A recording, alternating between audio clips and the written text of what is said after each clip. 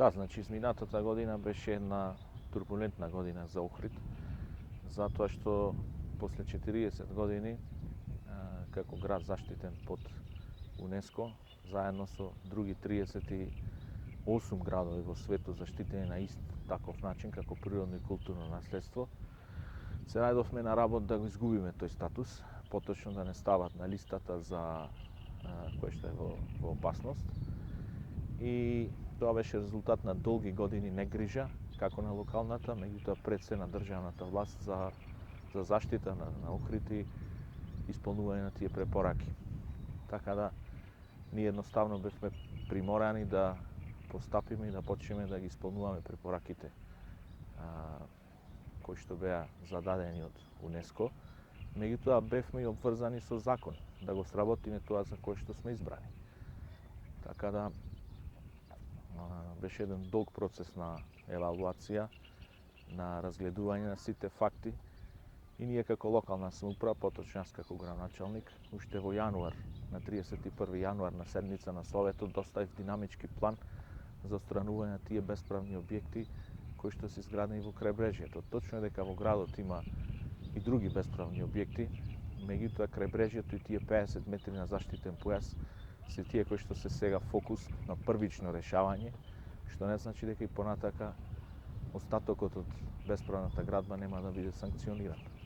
Тој динамички план не помина во Советот на општина Охрид, тој предвидуваше редоследот на отстранување на тие така викани плажи, тоа се поточно времени објекти поставувани на брегот на езерото во изминатите години со некакви концесиски договори. И потоа кога дојде реактивната мисија на УНЕСКО, при теренската посета, токму потегот кој што сега го расчистуваме од плажата Горица 3 до хотелот Аквалина е еден од таму каде што беше состојбата најалармантна и во консултација со сите релевантни државни, домашни, меѓутоа и странски институции, ние заклучивме дека треба да почнеме да го чистиме брегот на езерото од тука и акцијата беше планирано, поточно процесот беше планиран да започне уште во март месец, меѓутоа со состојбите со коронавирусот и неможноста да постапуваме, кога се створи можност, ние продолживме со имплементација на тој процес и сега сме во една фаза кога се уште е почетна фаза. Изминатата недела ние отстранувавме, следнава недела ќе расчистуваме и нема да го напуштиме тој потек додека сето тоа што ќе го отстраниме нема да го отстраниме градежниот шут и соодветно да го уредиме тој простор. После тоа ќе одиме понатака.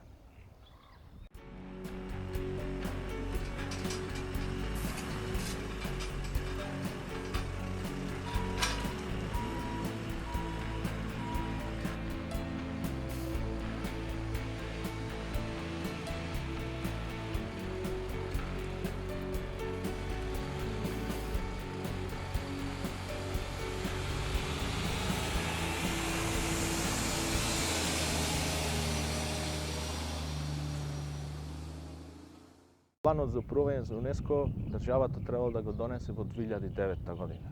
И ако тоа се направило, ние сите овие проблеми сега ќе ги немавме. Планот за управување беше една од главните препораки на реактивната мисија на УНЕСКО од 2017 година.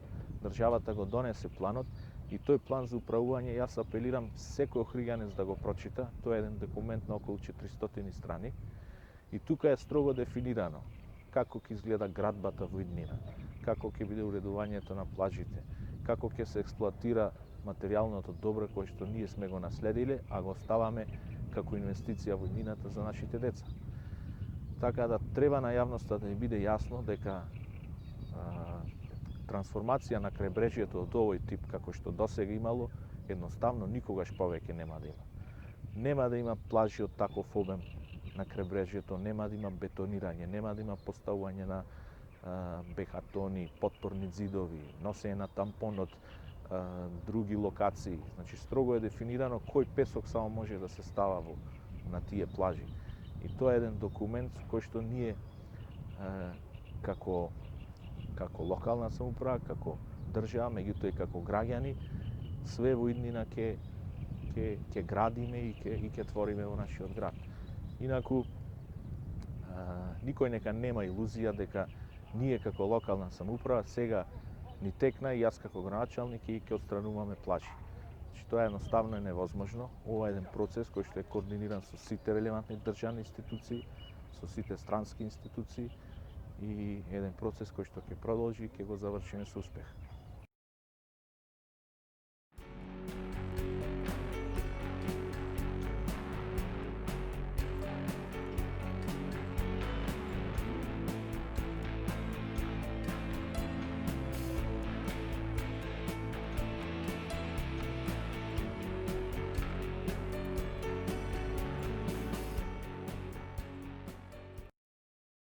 Што ќе биде овде? Ќе бидат плажи или ќе бидат лансирни рампи? Ако бидат плажи, тоа значи дека треба да си замине Курто, да дојде Мурто. Нема друго објаснување. Ако не се плажи, и тоа требаше да кажат дека овде ќе поминува железничка линија, повеќе нема да биде плажа, мора да се растори договорот. Иначе друга здрава логика на проекти испочитувани до крај, финансиски, на лице место, материјално и така натаму, нема друга логика за вакво рушење. Тоа што некој не случил со нас, односно што не ги дал повторно на лицитација, апсолутно не е наша вина.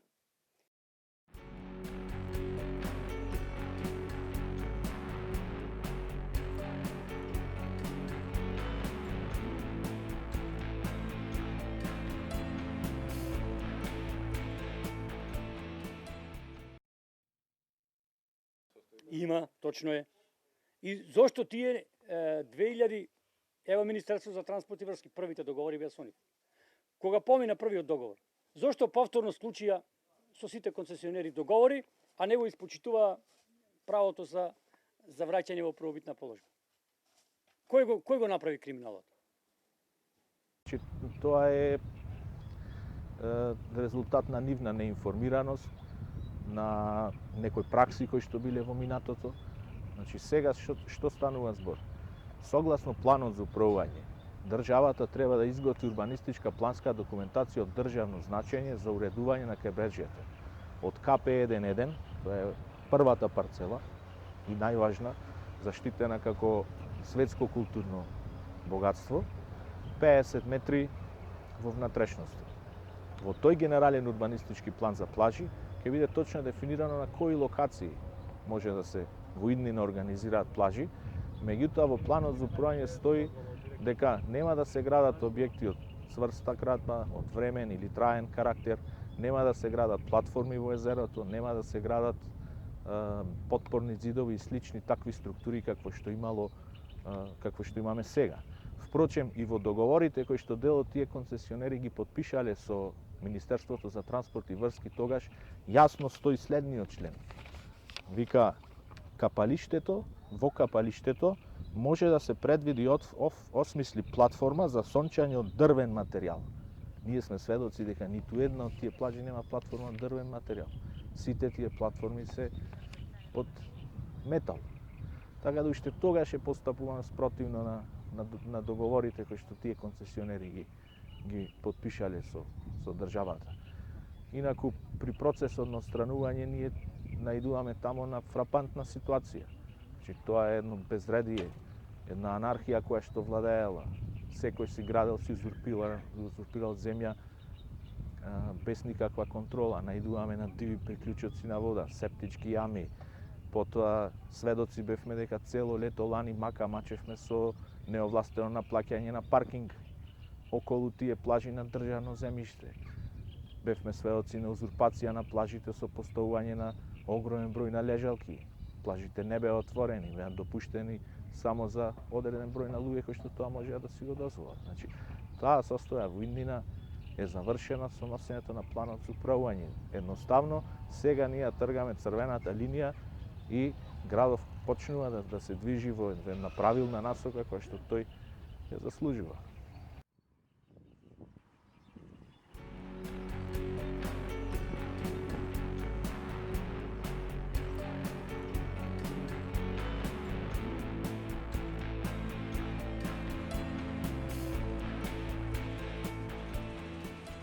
При посетата на представниците на УНЕСКО, точно тоа го разгледавме и се заклучи дека тие плажи кои што се надвор од опфатот на генералниот урбанистички план имаат многу поголем импакт, многу поголемо штетно влијание на животната средина и на езерото, затоа што е многу поголема таму урбаната трансформација во самото крајбрежје. Можда како објекти не се толку габаритни како другите плажи, меѓутоа се апсолутно несоодветни материјали користени. Навлегувано е во езерото, што не е случај кај другите плажи кои што се во опфат на планот. Таму имаме проблем со платформите, додека ваму потпорни ѕидови, бетони. Поради тоа прво беше сугестијата да се почне да се исчисти делот кој што е надвор од генералниот урбанистички план, а додека плажите кои што се во генералниот урбанистички план ќе бидат решавани во склоп на носењето на урбанистичка документација за плажи, која што со точка 10.4 е дефинирано да заврши најкасно до 2022 година. Меѓутоа, со оглед дека работните групи веќе работат на изготвување на планот, ние очекуваме дека до 31.12 оваа година ќе се заврши таа урбанистичка документација за плажи и ние ќе имаме можност на почетокот на 2021 година веќе да распишиме концесии за тие локации кај што ќе бидат дозволени формирање на плажи. Меѓутоа, повторно ќе нагласам, тие плажи ќе бидат плажи, нема да бидат ресторани, нема да бидат кафани, таму ќе има дозволено поставување на еден шанк, покријан со трска, со осматрачница за спасители, корпи и сите други пропратни елементи кои што се подразбира со поимот плажа.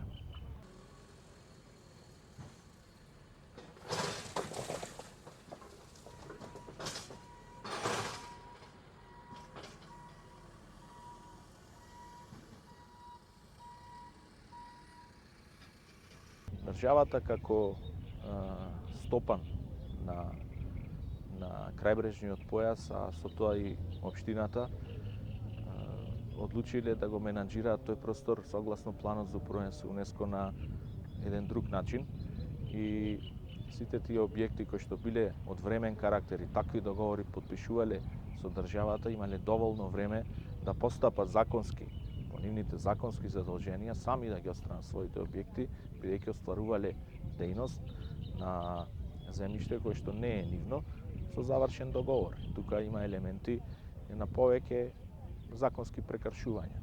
Така да воопшто не е лесен овој процес, меѓутоа ние сме едноставно законски обврзани да го истераме и ќе го истераме.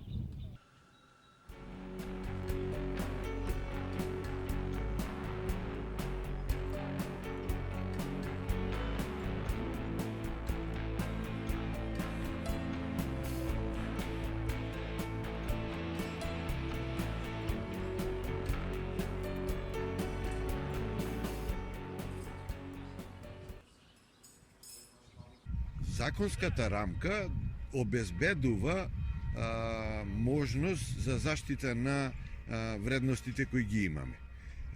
Се покажа во текот на времето дека примената, спроведувањето на законите ни е проблематично, па од тие причини дел од вредностите кои ги поседуваме станаа загрозени. Причините зошто е тоа така, најверојатно се бројни. Од една страна е недоволната информираност на луѓето за вредностите кои ги поседуваме. Влијание секако има и желбата за брзо збогатување, профит и така натака. Значи, гледање на вредностите кои ги имаме само од аспект да ги искористиме за да прибавиме за нас некоја добивка или профит. Влијание сигурно има и општествените промени кои се случија во текот на времето, бидејќи факт е дека наследството кое го имаме, во почетокот беше управувано во рамките на еден систем, па покасно дојде друг систем, со сите проблеми кои промената на системот ги носи. Секако влијание има и моралните норми кои луѓето ги поседуваат. Најчесто се тргнува не од што е значајно за општеството и за заедницата, туку што е значајно за мене, како јас можам да имам некаква добивка од оваа вредност. При тоа, најверојатно не е посветено доволно внимание да се објасни дека статусот на регион кој се наоѓа на листата на УНЕСКО е реклама која нема друг начин да ја добијаме, осем да продолжиме да го управуваме и штитиме ова подрачје за да го задржи статусот УНЕСКО, бидејќи то е најверојатно најсериозниот, најголемиот мотив за посета на регионов. Ако регионот има аспирации да го развива туризмот, односно да обезбедува за општеството, односно за заедницата, на крајот на краиштата и за поединци економски придобивки од туризмот, мора сериозно да се внимава како се однесуваме кон клучните вредности кои се мотив за посета на регионов од страна на туристите.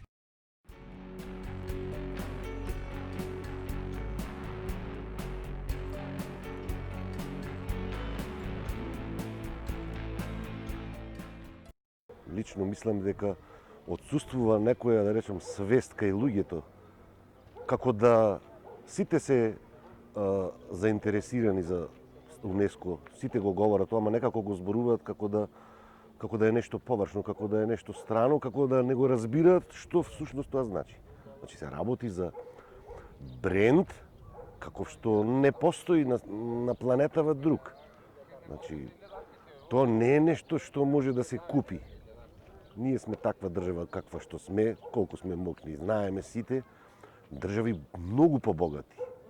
Значи, упорно и финансиски поддржуваат некои локации своји убавини, да ги наметнат да бидат впишани во таа листа, меѓутоа тоа е безуспешно, затоа што нештото треба да го поседува тоа посебно за да биде дел од таа листа.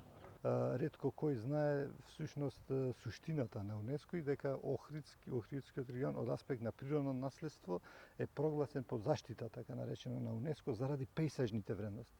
Ние пејсажните вредности сериозно ги нападнавме, направивме сериозен проблем на крајбрежјето со таа претерана урбанизација и сега се обидуваме на некој начин да се извадиме од тоа, меѓутоа не можете да се извадите од нешто што веќе сте го нарушиле.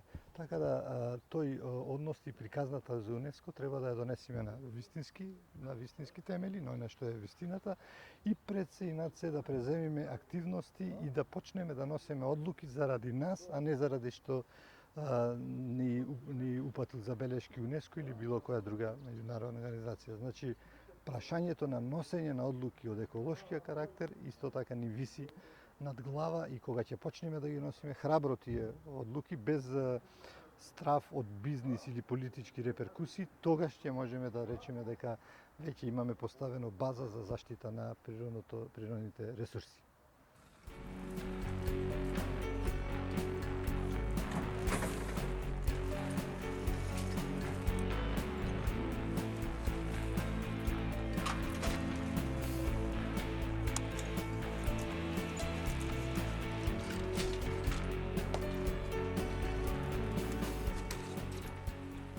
Оние што се свесни, за жал се во малцинство.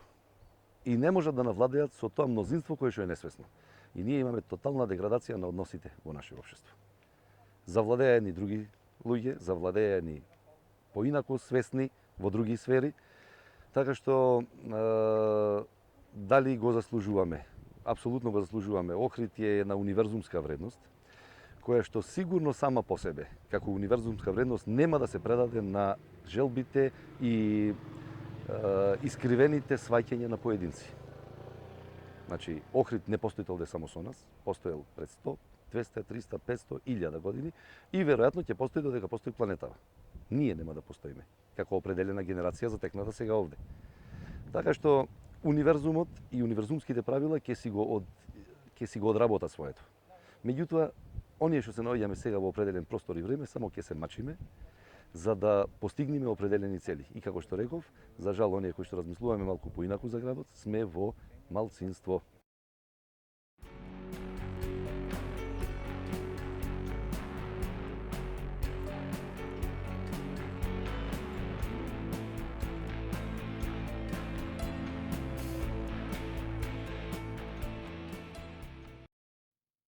Во делот каде што чистевме ќе се сретнат многу неубав призор. Што значи?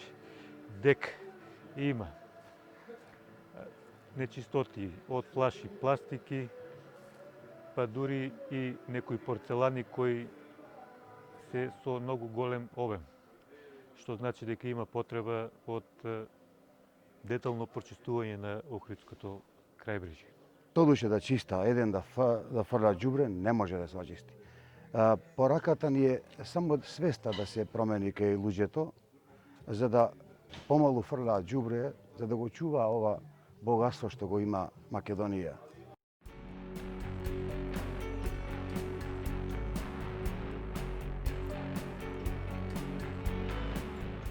Мислам, Охриѓани и Стружани треба малку повеќе да се заложат, ако треба и да бараат помош и пошироко, за да го реализираме овој проект. Верувам дека ова езеро може да биде едно од најдобрите во светот. Ја сум идел по езера, ама вакво езеро нема.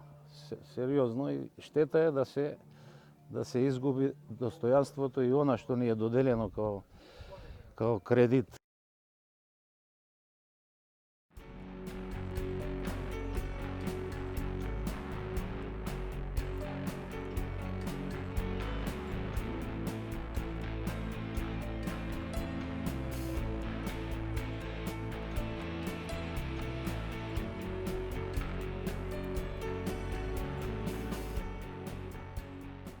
За мене е најдегутантно прашање што ќе ни е нас УНЕСКО. Значи, некој пред 40 години во еден друг систем, 1979 година, заклучил дека нашиот град е место и локација од непроценливо светско богатство. И сега ние наместо да еволуираме со нашата интелигенција и сваќање и однос кон природата и нашата свест, ние се враќаме 40 години наназад и се прашуваме што ќе ни УНЕСКО. Меѓутоа, повторно ќе кажем, тоа е све резултат на еден промена на еден цел систем, еден ментален склоп на еден народ, кој што и дел тие концесионари, меѓутоа и ние самите за своји лични интереси го злоупотребуваме езерото. Тоа повеќе нема да се дозволи.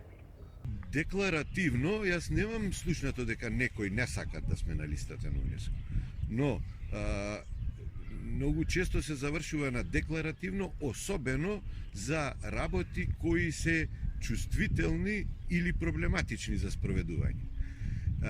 Една од најсериозните закани за подрачјето е урбанизацијата. И решавањето на проблемот за урбанизација, на урбанизацијата е навистина голем и проблематичен, бидејќи на атрактивните делови во регионот, иако целиот регион е атрактивен, но сега разговарам муабет за оние најатрактивните делови, урбанизацијата не ја вршат случајни луѓе. Ја вршат луѓе со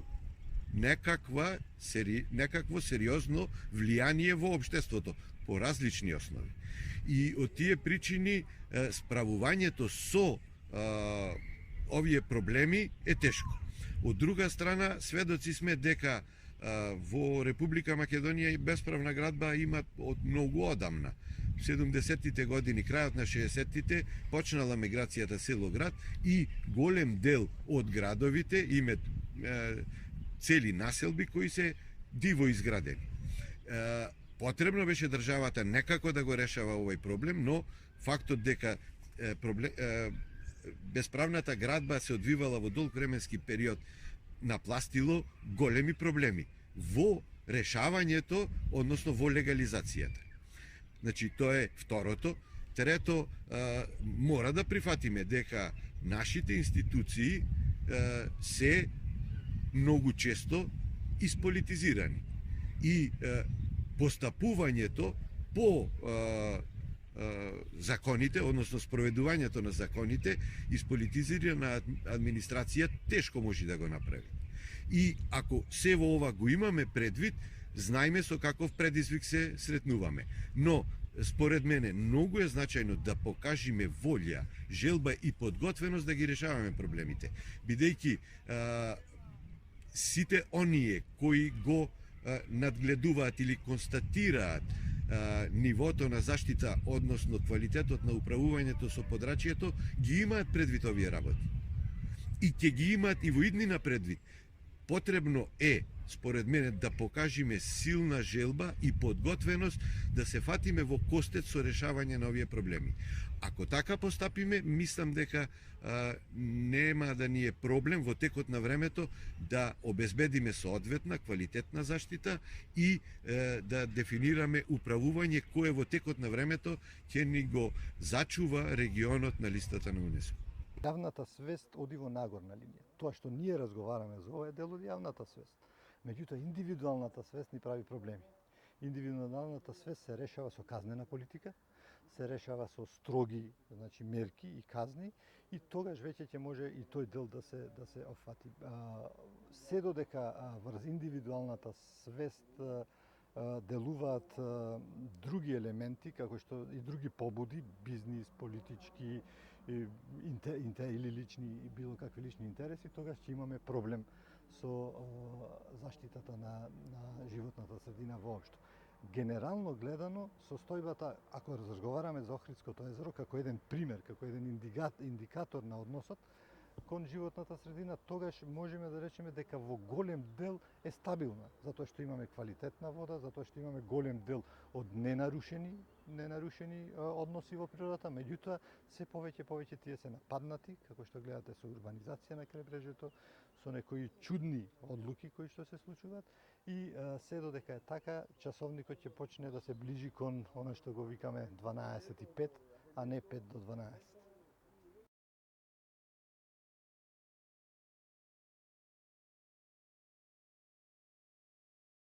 Мора да сватиме дека тоа што го имаме, што ни го дал Саветот, тоа не сме да се игра со тоа. И сите, и луѓето, и институциите државни, и да речеме целата заедница, па и светска да рекам. Сите се заинтересирани, во сечи интерес е тоа да остане онака како што е.